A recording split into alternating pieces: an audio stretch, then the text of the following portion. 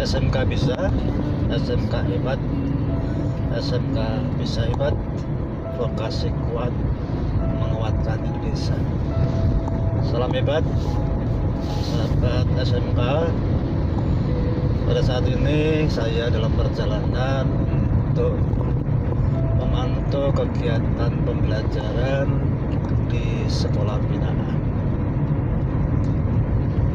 Kenyataannya di lapangan memang masih banyak yang harus dibenahi, terutama bagaimana komunitas di sekolah itu, warga sekolah sungguh-sungguh menerapkan protokol kesehatan.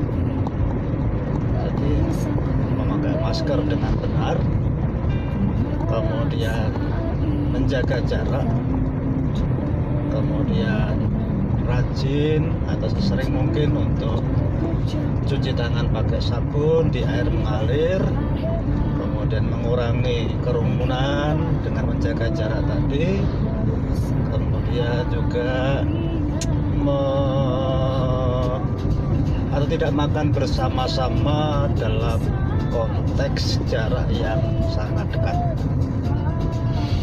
Di lapangan masih banyak ditemui, atau di sekolah masih banyak ditemui bagaimana kedisiplinan siswa di dalam memakai masker.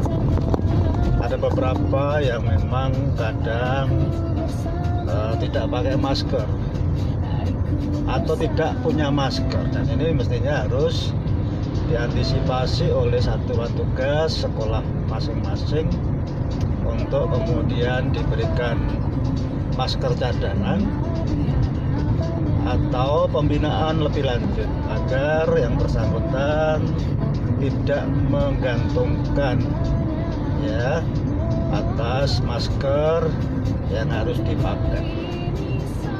Yang kedua adalah dalam konteks formasi tempat duduk.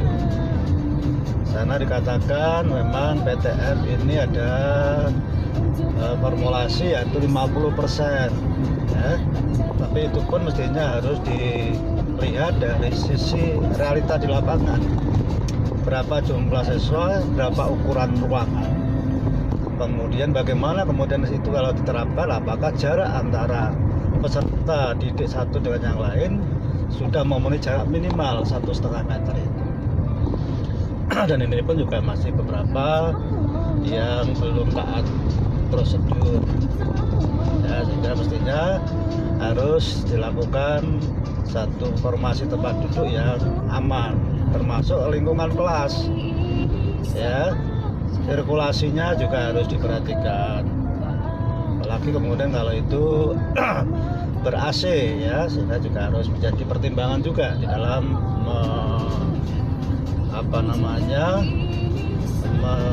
mengisi ruang kelas itu. Kemudian yang berikutnya adalah yang terpenting ini, kantin sesuai dengan regulasi memang belum boleh dibuka. Kalau kemudian ada kantin, mestinya hanya sekedar melayani penjualan untuk kemudian dibawa ke ruang makan atau di kelas pada jam-jam istirahat ya, atau membawa bekal sendiri, itu jauh lebih aman baik minum maupun makanan. Tetapi sekali lagi juga Satgas Covid harus kemudian mendesain bagaimana anak-anak itu makan dengan jarak, karena banyak pengalaman kejadian bahwa penularan COVID melalui droplet ini memang banyak dilakukan atau banyak terjadi pada saat orang makan ya, karena kalau makan berarti harus membuka masker, kemudian kadang lupa mereka sambil makan kemudian bercanda atau berbicara dengan temannya. Itu jadi sekali lagi sebetulnya COVID ini tidak perlu disikapi secara dengan rasa takut atau tidak melakukan kegiatan-kegiatan yang produktif, tetapi manakala protokol kesehatan bisa dijalankan, kemudian vaksinasi juga sudah dilakukan. Tapi sekali lagi juga yang terpenting adalah protokol kesehatan dilakukan ya di sekolah masing-masing, termasuk adalah sarana prasarana di dalam prokes itu seperti tempat cuci tangan dengan air yang mengalir, kemudian termogan ya, kemudian juga tadi cadangan masker yang disiapkan oleh sekolah. Nah, karena tidak ada alasan bagi satuan pendidikan untuk kemudian terlalu membatasi aktivitas. Jadi teman-teman guru khususnya, mari kita kelola kelas kita edukasi, kita berikan pengertian, pemahaman kepada anak-anak didik kita agar mereka sadar betul bahwa prokes ini bukan untuk orang lain semata-mata, tetapi juga untuk dirinya, dan juga memang akan berdampak kepada orang lain.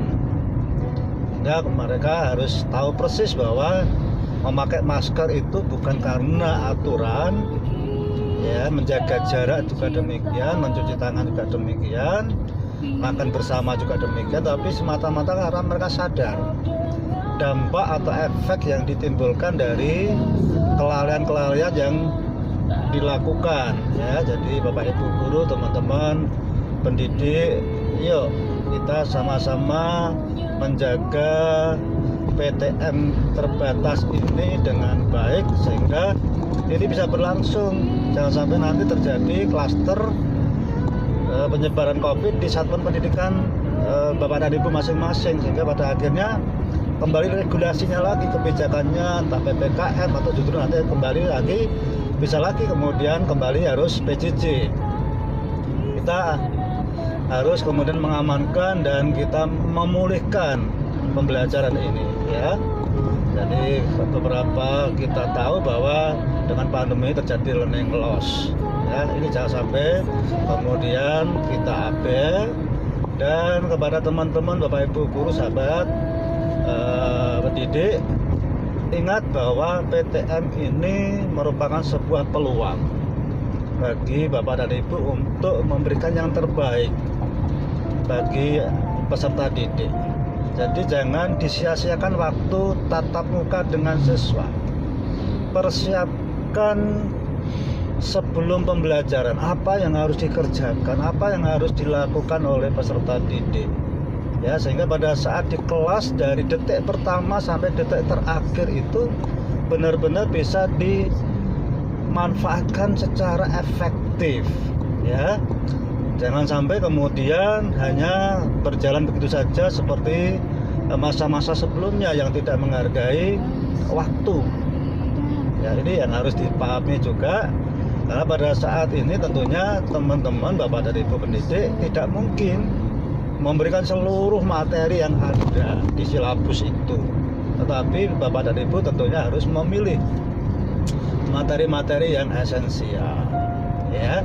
Nanti kita akan bahas tentang materi esensial di dalam masa pemulihan pasca pandemi atau di dalam masa pandemi di PTM terbatas ini. Baik, tetap semangat dari SMK untuk Indonesia Maju. Salam hebat.